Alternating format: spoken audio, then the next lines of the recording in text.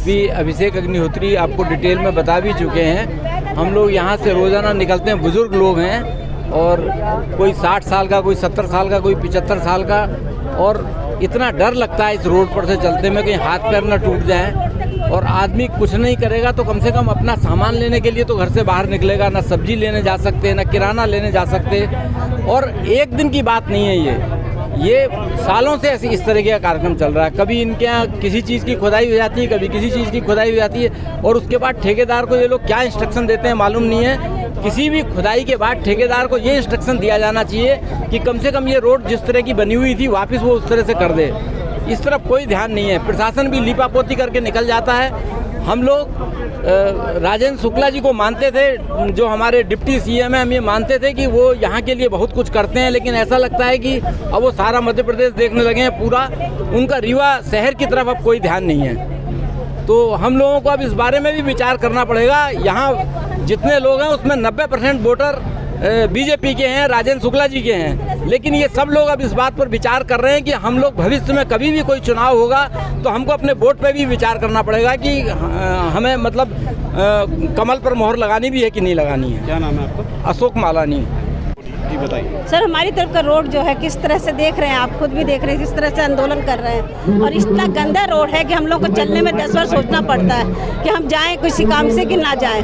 वाहन निकालना इतना मुश्किल है कि धूल मिट्टी साथ में आता है, इतना बेकार। और जहाँ पानी बरस जाए तब तो फिर हम लोग सोच भी नहीं सकते कि इस रोड से निकल सके, 10 बार सोचना पड़ता है।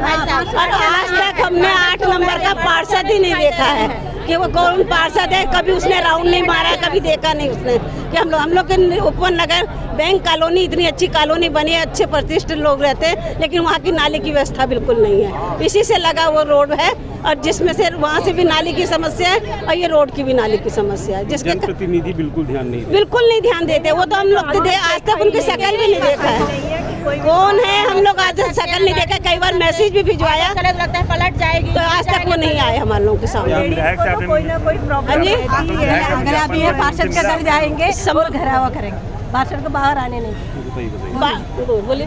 पार्षद जो है हम लोग का आज तक हम लोगों ने किसी ने नहीं देखा, क्या काम करते हैं क्या नहीं करते हैं, वो हम लोग की कॉलोनी में कभी आए भी नहीं है। हमारी नाली कॉलोनी की इतनी बनी नहीं है, उसके कारण आए दिन झगड़ा होता रहता है एक दूसरे से। कम से कम एक नाली बन जाए, नाली समस्या डेली की परेशानी है ये, तो अगर वो बन जाती है तो कम से कम वो है ना। रोड राजेंद्र शुक्ला जी ने रोड बनवाया, हमारा ये भी आश्वासन दिया था, इतनी अच्छी रोड बनी है हमारी कॉलोनी उपवन नगर की, और उसके लगे ये भी अच्छी बनी थी, लेकिन इस कॉलोनी को मेन कॉलोनी को उन लोगों ने शिविर लगा के खराब कर दिया है ना।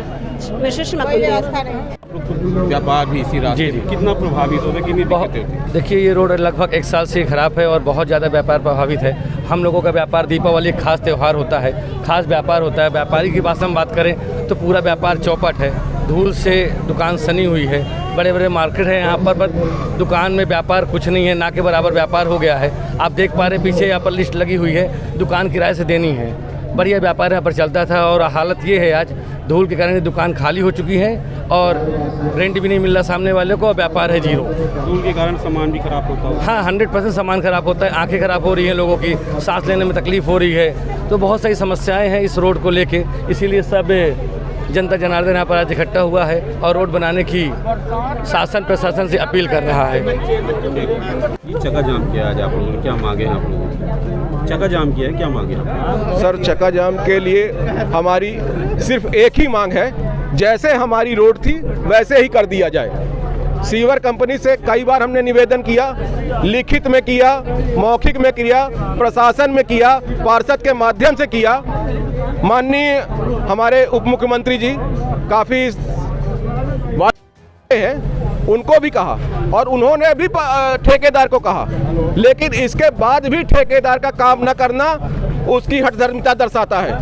वो बताना चाहता है कि मैं ऐसा करूंगा वैसा करूंगा, लेकिन मैं वो ऐसा नहीं करूंगा जैसी जनता चाहेगी। कब से ये स्थिति है सड़क की? ये फरवरी में इसकी खुदाई फरवरी लास्ट में ख़त्म हो गई थी, और उसके बाद है ना इसको ये लेवल करके बराबर करना चाहिए था, लेकिन उसने नहीं किया ठेकेदार ने। हमने मई में भी एक अल्टीमेटम दिया उन्हें, तो प्रशासन की तरफ से आश्वासन मिला कि 10 दिन में ये काम हो जाएगा। लेकिन उसके बाद जैसे ही आंदोलन का दबाव खत्म हुआ, ठेकेदार अपने घर जाके सो गया। इस रोड ने मई की गर्मी सही, जून की गर्मी सही, उसके बाद बरसात का पूरा पानी खाया और अब ये धूल उड़ रही है। कोई ये नहीं कह सकता कि रोड में दबाव होना है, बैठना है, इसको अभी समय लगेगा बनाने में, ऐसा कुछ भी नहीं है। कब तक ये आंदोलन चलता रहेगा? आज का आंदोलन शासन द्वारा पुख्ता समाधान मिलने तक चलेगा। क्या नाम आपका? मेरा नाम अभिषेक अग्निहोत्री है।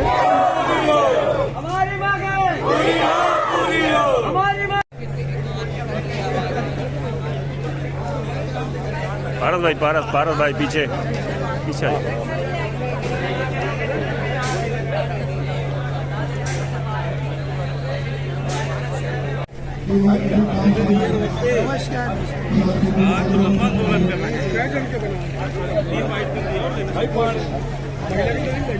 ले लें।